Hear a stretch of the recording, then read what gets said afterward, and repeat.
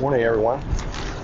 Welcome to this CS Joseph podcast, Musings of an INFJ. I'm your host, Jay, and I wanted to talk this morning a little bit about words, not definitions, but the power of words, the meaning of words, mood, intent, those kinds of things. They're powerful. And I think, in a lot of our daily conversation, we don't take the time to appreciate those aspects of words, and but I think they still affect us. So, for example, in a posting I did on Facebook some time back, I talked about how I was not a fan of words or the phrases be safe or social distancing in the context of the COVID and quarantine situation that we've been in. I much prefer words like physical distancing and be healthy. I think those are much more appropriate, and some people may not appreciate the difference, but I think there's a significant difference, and I think our subconscious picks up on those differences, even when our conscious doesn't necessarily. Personal opinion, but I believe that. I feel strongly about that. It's the same with great authors who choose their words very carefully to paint a story or paint a situation that draws us into their book, what they're writing about. A good example of this, although I wouldn't call it done by a great author, but is, if you remember years ago, the movie Throw Mama from the Train, right? And is that the 80s or the 90s? I can't remember. Anyway, the Throw Mama from the Train. The story starts out with Mama's son, Owen, wants to become a great writer, and he's struggling with the first sentence of his book, and it is, the night was, and he's stuck, already stuck, fourth word. The night was humid, the night was hot, the night was dark, the night was, well, you get the idea. He couldn't come across the right word to convey what he really wanted. By the end of the movie, he comes up with the word. The night was sultry. Sultry is so much more powerful and conveys so much more than some of the other words he was thinking about. It set the tone for the book. Anyway, the power of words. So I wanted to talk a minute about the word tolerance specifically. And so years ago, I worked at a men's tie shop.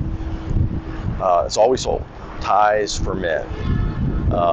A shop like that these days probably go out of business. I can't even remember the last time I wore a tie. But nevertheless, that's what we did. The owner of the store was LDS, in other words, Mormon. The mother of my children and myself both worked there. We were both LDS. And there was one other young woman who worked there, but she was Southern Baptist.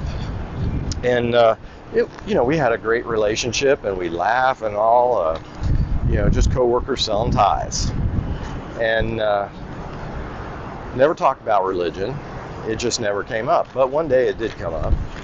And I can't even remember how it came up, but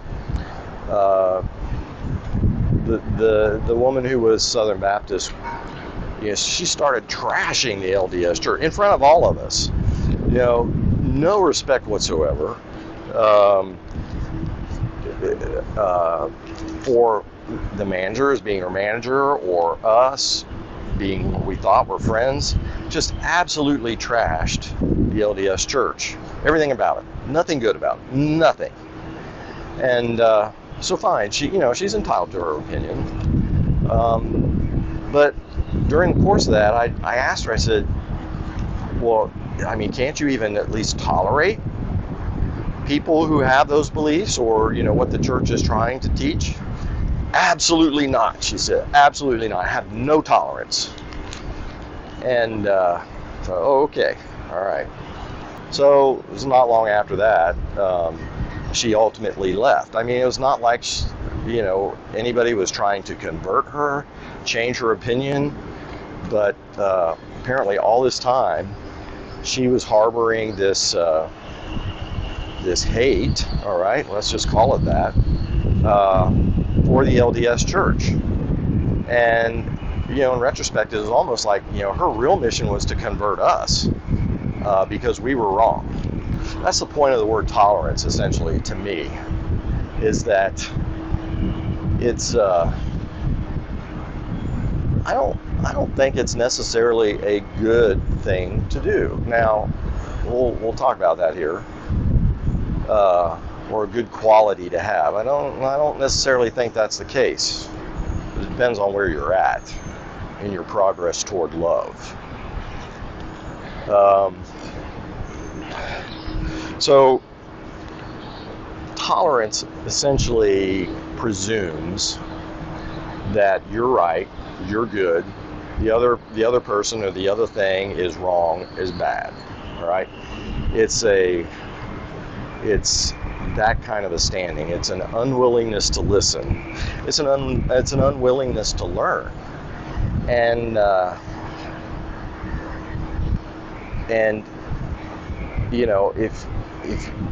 if you're unwilling to listen or accept the possibility that other people may know something that you don't, and may have a better way of doing things that you don't, may have more insight into something, and you just outright ignore them, refuse to tolerate even that possibility, well, you're ignorant. Okay, let's just call it that. You're ignorant and you're condescending. That's what tolerance leads to, or is reflected in my opinion. Condescension and your own ignorance. Okay. We've been talking or mentioned the LDS Church a little bit. It is an LDS hymn, though, that actually has the words, teach us tolerance and love. So in thinking of tolerance, and back to this idea of maybe where we stand in our progress to being able to love our neighbors as ourselves, maybe it's a step on a ladder, a rung on a ladder. Before you even get on the ladder, maybe it's hate. Maybe we call that hate. And that first rung might be tolerance. The top rung might be love. There's some other rungs in the middle. Respect, I think, would be a step above tolerance. And I think respect is something that's, if we can't achieve love quite yet for ourselves or for others, maybe at least take the step up to get up from tolerance and respect ourselves and respect our neighbors. And where does that respect come from? It comes from listening. It comes from being open-minded. It comes from, in practical terms, get out and travel. Go to other cities, other countries. See how they live. Open your mind. Read. Right? Gosh, I'm telling you, the worst thing for me is to try to talk to someone, and I don't care what the topic is, political, anything. You talk to someone and they assume that all of their, or believe whatever, everything about their position is right, everything about yours is wrong. They are completely unwilling to acknowledge the weakness of their position and completely unwilling to acknowledge the strengths of one's own position or of your position, right? Those kind of people, I don't even want to talk to. If you're not even willing to listen to me,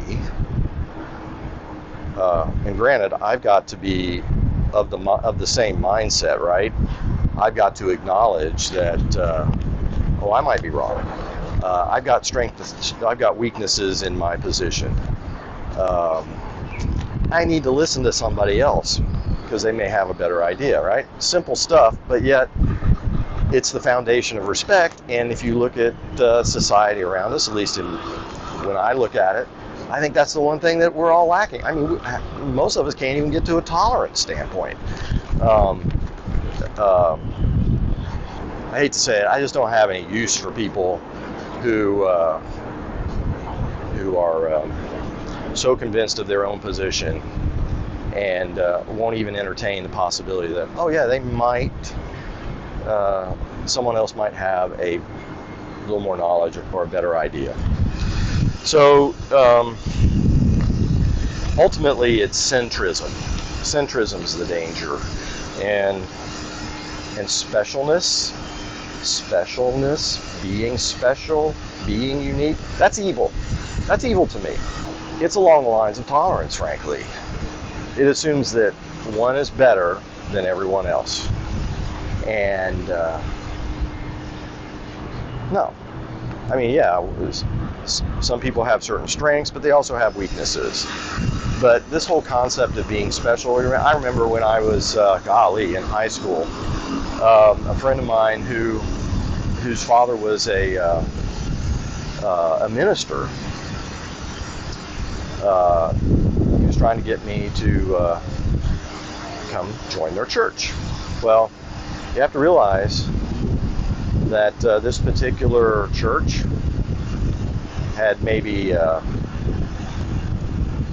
15, 20 members.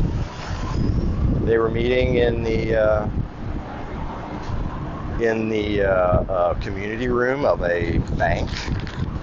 And not that there's anything wrong with that. I mean, every congregation has to start out meeting somewhere. But what was unique about this particular group was that they thought this little teeny town in Ohio, in the basement of a church, that they were the chosen people. That they, among everyone else in the world from the beginning of time, they were special.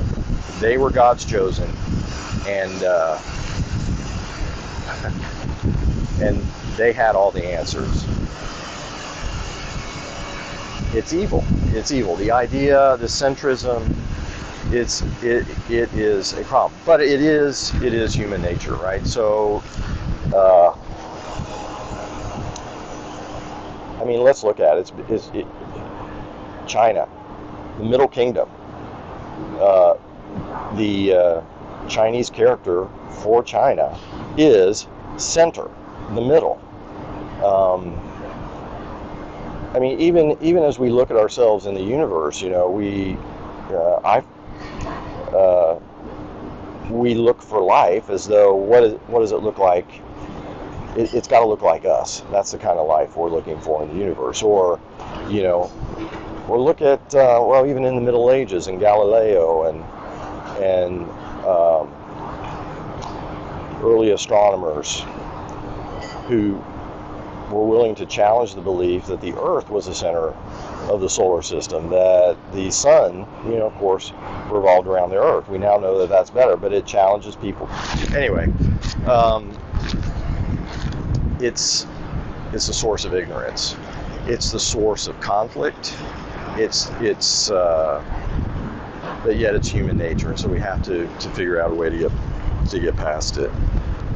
So, you know, I'm not naive enough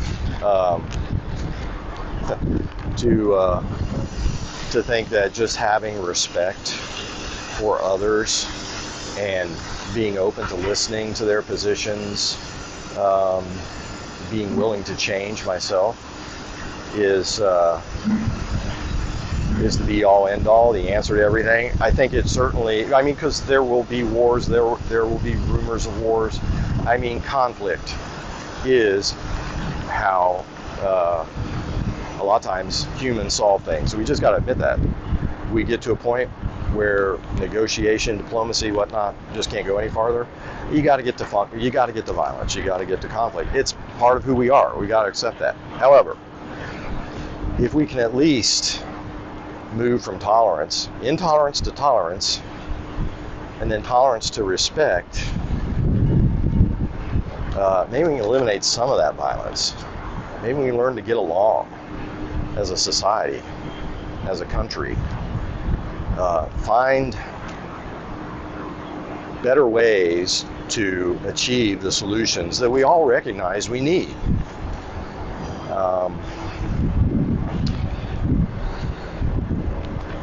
And maybe with respect, we can move from tolerance to love. Respect is a rung on that ladder. And if we can't get to, if we're not quite capable of getting to loving ourselves and loving others, maybe we can at least get to the rung of mutual respect. One way to take that step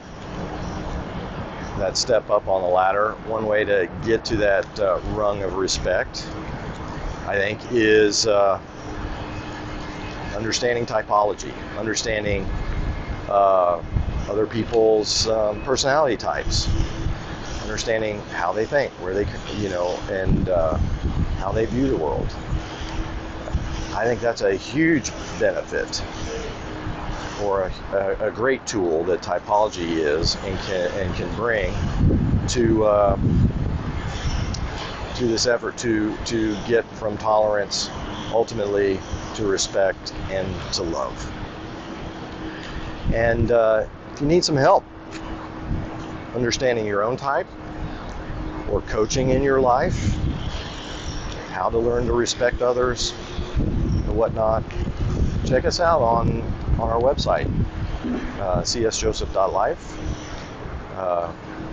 Coaching is available, instructional videos are available, and there's all kinds of information available to you to help you in your journey. So with that, we're going to call it a day. Bye, everyone. What's up, Ego Hackers?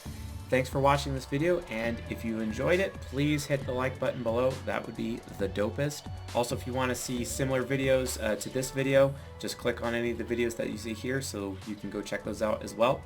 And if you have not taken our personality test to find out your type, please do so at csjoseph.life/discover.